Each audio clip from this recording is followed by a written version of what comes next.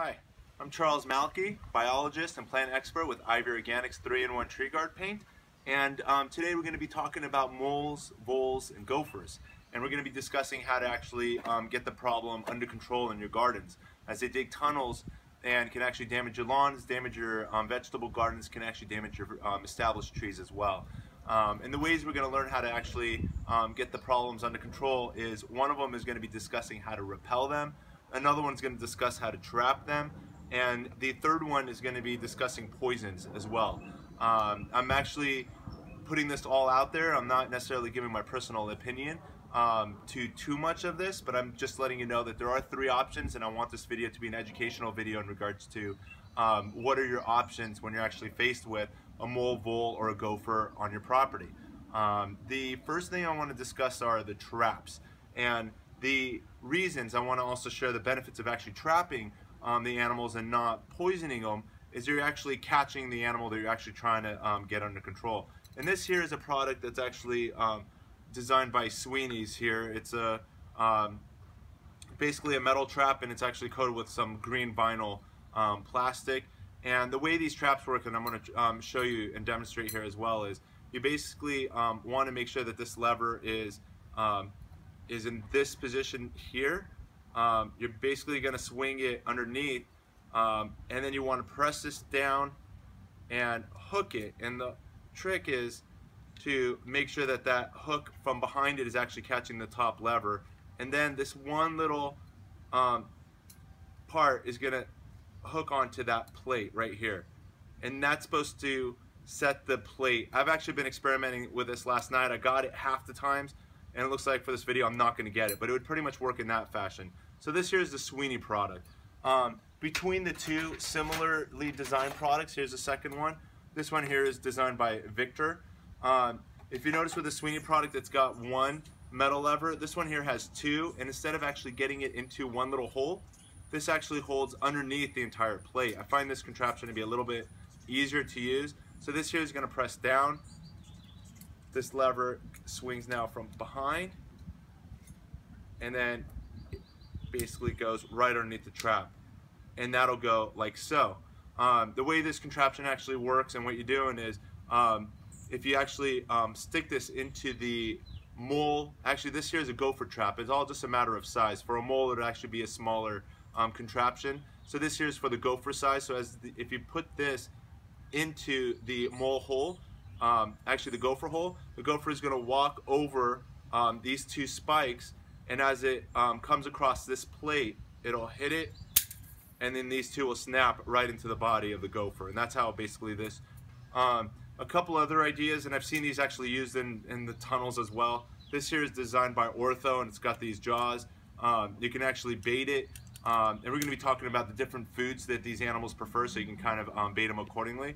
But this here is an Ortho Trap, and you can see here that it's got this trip lever.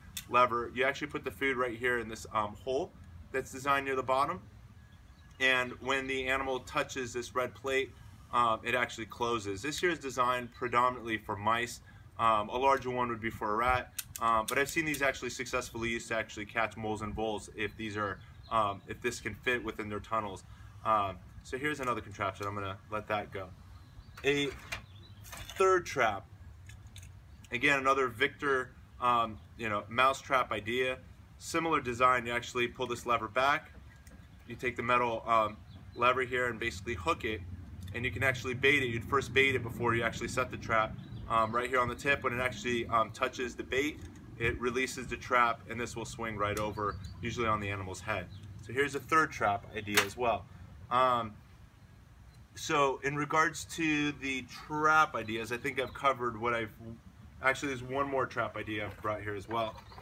So this one here is designed by Gonzo. It's called Dead End Gopher Trap. And the way this trap works, this one's really easy to set.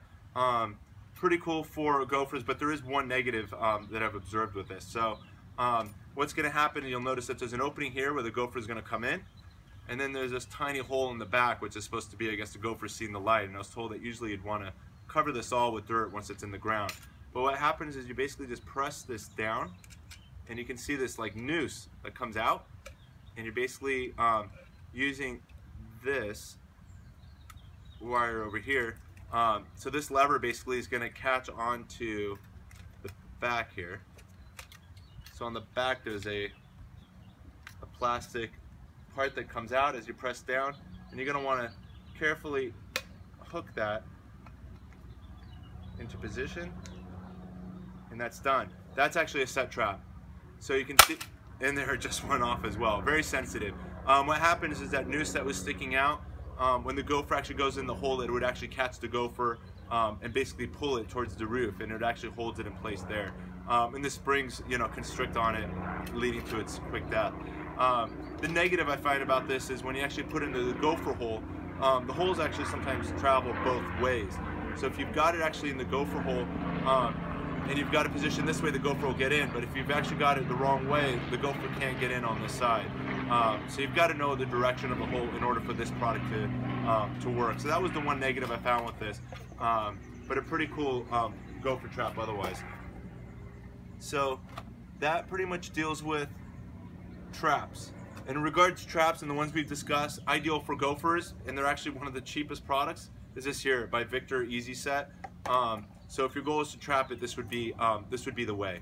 The next thing I wanted to discuss now is poison, and I'm sharing this again to educate the viewers, but I'm not in favor of actually putting poison in places where it could be accessible to your pets. It could be accessible to other predators in your area. I'm actually here in Los Angeles doing this video, and I know in this area we've got this mountain lion by the name of P22 that roams around this area. We've got coyotes, we've got hawks, we've got so many other predators. Unfortunately, they're not in large numbers, but we've got these predators that if these creatures that are poisoned actually get into the wild and consumed, it'll actually destroy the the natural life cycle that we've got surrounding us. We do live in their habitat, and we do need to respect and protect it, and as a community, in order for this to be effective. So, but I do want to share what these products are, and I'm going to tell you also the negatives, in addition to preserving our wildlife with some of these products as well. But this here is one product made by Sweeney's called Poison Peanut Pellets. So this here, I'm actually going to open it up here, and I've got my gloves on, and never handle poison without gloves. But you can see here, my gloves are black and these pellets are black, but it basically looks like rabbit food. They're these little pellets. You would actually open the holes, dump about a tablespoon or so, read the directions into the hole. The gophers and the moles will actually consume it, and it will poison them and kill them. There's another one here made by Omdro, another mole and gopher bait as well. Similar to this, it's got the pellets. This one here, designed by Sweeney, has got this conical shape. The idea being that you can actually push it into the hole and basically make an entryway for actually inserting the poisons. And that's the reason for this design by Sweeney. Another poison that I brought with me is this here. And this is made by JT Eaton. And these are like really large bars, and this here is basically 4 bars, 1, 2, 3, and 4 bars that you would actually open the gopher hole and put these poison blocks into the tunnels, and the gophers will come across them and consume it and eat it. So this is another poison. And third one I brought with me is this Tomcat mole killer product as well. And this here, if you want to zoom in, you can actually see it basically got a worm, kind of like a glow-in-the-dark worm that you would actually insert into the tunnel, and the moles will consume it. And again, it's got poison inside the worm, poisons the animal. Again, hopefully it doesn't get into the wild, hopefully your pets don't get a hold of it. But the risk with these poisonous products is, again, we're trying to protect the wildlife around us, protect your pets, protect the family. I don't want to say more importantly, but equally important as well, being my garden is actually all about food. And if I'm actually putting these poisonous products into my garden, there is risk with pretty much all of these products that I've read before doing this video that pretty much encourages you to use them like in your lawn and into a non-edible setting. So be very careful putting poison into your gardens, as you don't want these poisons to actually end up on your table and in your food. So again, another warning when it comes to using poisons in your gardens, be very careful to make sure it's not anywhere near your fruit trees and your vegetable garden as well. So we've talked about trapping your animals, we talked about poisoning the animals, and the next one we're going to talk about is repelling them. And this here is a pretty creative product designed by Sweeney's as well. It's called Gopher Repellent. The active ingredient in this product is a castor oil, and what the castor oil does is it basically gets into the soil. You're supposed to water it in, and they actually recommend doing 4 different zones. So you'll basically do one zone and castor this granular product over your lawn, and then water it down. The negative with this product is it requires that you water it for 20 minutes, and you're doing these cycles every single day. So it's 20 minutes, 20 minutes, 20 minutes, 20 minutes for 4 days, and the more you water, the more this product gets into the soil and makes everything, as you know, I've never tasted castor oil before, but apparently it's got a horrendously bad taste that basically tells the gophers to get out of here and go somewhere else where the food actually tastes better. So that's what castor oil does. There's other products out there made by other people that use pepper or a blood meal, just other organic ways also to actually make the soil taste bad for those animals that are consuming consuming anything out of that area. So we talked about this one idea being a repellent. I'm putting this gasser under my topic of repellent as well, even though this ultimately, if it works right, will kill the animal. But this here is pretty much like a smoke bomb. You light the fuse and stick it in the tunnel with the fuse end of it going into the tunnel first, and then you basically cap one end of the tunnel that you've inserted it, and you're basically trying to force the smoke into the tunnel. This here is made by Omdro as well, and it says for gophers, kills gophers, moles, and other listed pests. So you basically stick in the tunnel, it smokes them out, and again, depending on the extent of these tunnels. The reason I'm doing this video is I've had no issues in my garden for almost a year, and my daughter actually said, "Dad, it seems like every year we're doing this," and it seems like it is. Every single spring we're battling with, whether it's a mole or a vole. Gophers, we don't have too many issues here, as our property is walled off on all sides. But a mole or two end up in our garden every single year from who knows where, but they always make it in. Probably obviously tunneling under one of the neighbor's walls. So we discussed pretty much all of these products. I've got one more, actually a couple more ideas I want to share with you.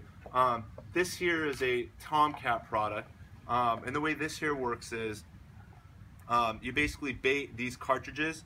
I've got some bait here. I can actually show you how this works. So this one here says kills rats and mice. So you're dealing with this product if you're only dealing with something that's above the ground. So it's not necessarily moles and voles. But I wanted to share, like, here's another product that could possibly work if you put it into their tunnels. So the bait actually will come through.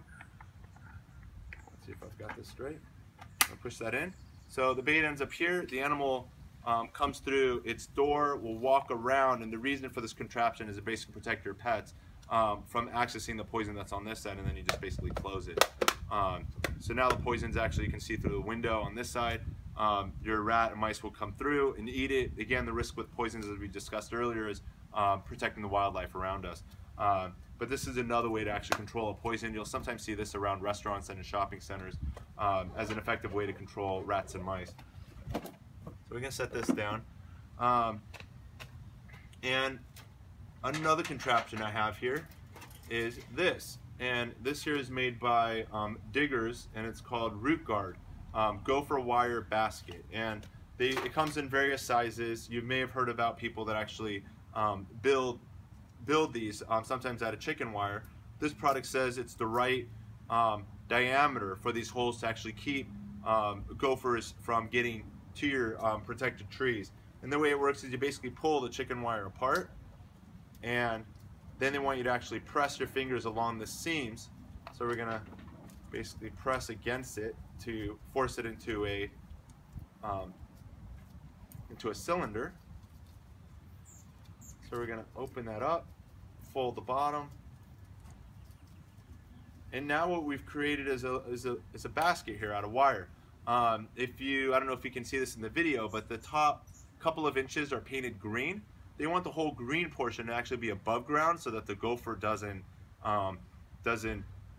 hop or get into the root area that we're trying to protect. So you're going to actually have this plant that's in here with a couple of inches of wire sticking above the ground, and then you're basically protecting this area. I'm not a big fan of these. As you can imagine, like here's a lemon tree that I'm actually putting in.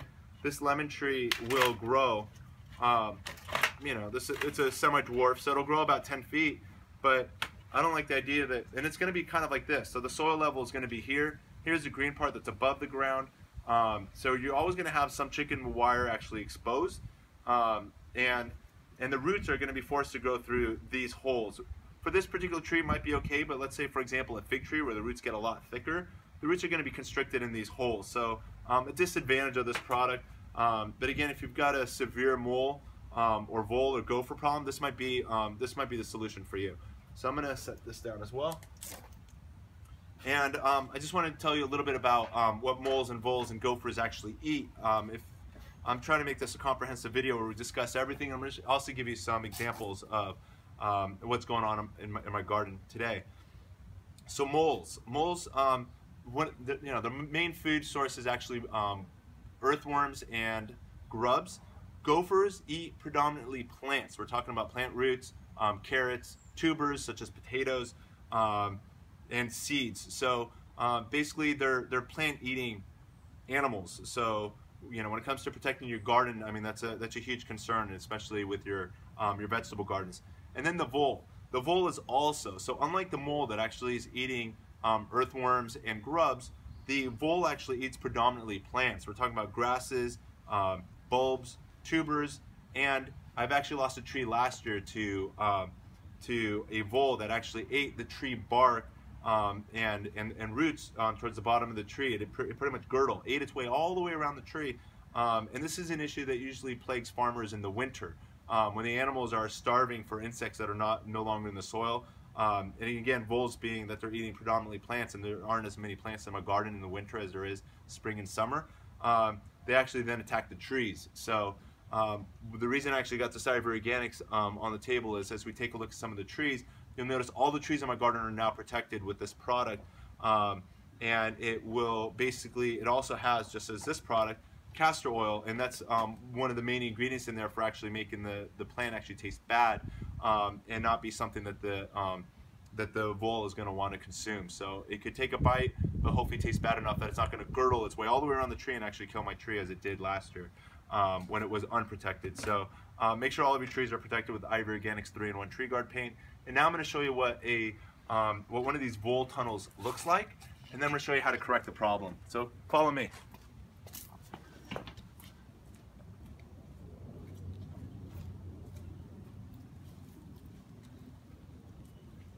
So here we are in one part of the garden. I've lined the string alongside of what a typical vole and actually mole tunnel will look like, and you can see the crack along the surface.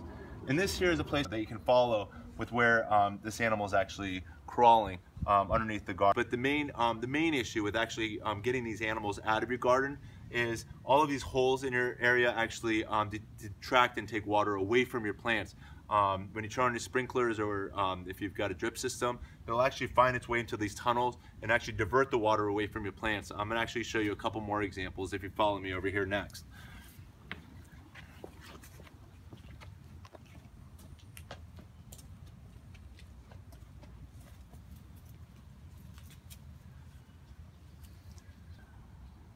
So here we are next to our fig tree. As you can see here, it's got some pretty cool fruit. As you can see, indicated by every single leaf, it's actually supporting a fruit. So that same mole or vole that found its way into my garden is actually tunneled at least 30 to 40 feet from the last space spot that we're at. And if you zoom in here, you can actually see what these tunnels are doing. I've actually dug it out to actually show you what they're doing. And as you can see here, it's basically traveling all around. It's not necessarily a straight line. Sometimes they'll bend around, and then it ends up going underneath the concrete. And if you take a look here, you can see all of these roots are exposed. I've got a drip system that actually waters the base of the tree around here. So if this issue wasn't caught in time, it would actually, the water would go down to the hole and get diverted and probably end up underneath our patio rather than watering this circular area around the tree. The next thing I'm going to do is actually show you how to actually correct this problem. So with this, we're actually going to end up backfilling it and enriching it with more compost. I'm going to show you one more issue over here, just to my left. If you zoom in here, this is actually my Lisbon lemon tree. And as you can see, here's a couple of the fruit that are on the plant as well. But this here, if you come in close, you can actually see this is a hole that was actually made by this critter. Whether it's a mole or a vole. I haven't caught it, so I don't know what it is. But I'm actually going to correct this problem. And usually you want to deal with the issue, make sure that there are no more holes before you start collapsing these holes. But today we're actually going to collapse these holes and make sure that when we're watering these plants, that it's watering that root base around the tree and not ending up going down these tunnels and getting diverted away from the plant, which can ultimately compromise the life of your tree. So what we're going to do here is we're just basically going to use the back of a tool like this, and we're going to try to push down into these holes. And in some places it's actually giving way, in other places the tunnels aren't there. So I'm basically pressing that down. I'm then going to reshape the circular part around the tree. We're then going to add some compost to fill in all of that soil that was displaced by their tunnel.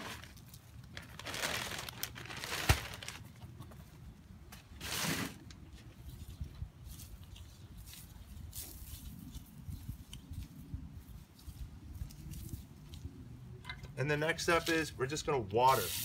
I'm going to make sure I've got this on my spray mode. And we're just going to soak it. As the soil turns into mud, I'm just going to keep on pushing and filling in the holes. I'm going to turn this off for a second. I want to make this point clear.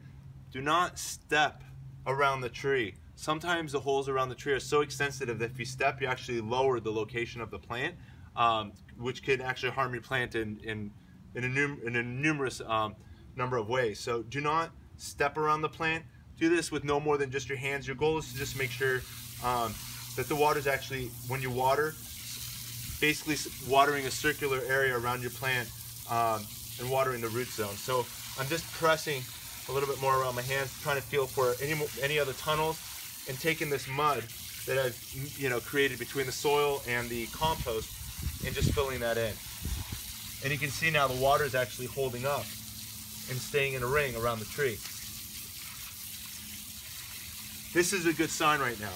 If the water is staying around the tree, then that means the root ball is getting wet. And I'm going to be monitoring this, every few days to make sure that my watering patterns are just that. That when I'm watering the plants and when these drip irrigations are actually watering around the tree, that your tree actually stays wet around it. But so far we've done a great job. I hope you found this video helpful. If you enjoyed watching it, be sure to like it. And most importantly, don't forget to subscribe as well, so you can follow all of our other educational videos with Ivory Organics 3-in-1 Tree Guard Paint. It was a pleasure doing this video. Take care. Happy gardening.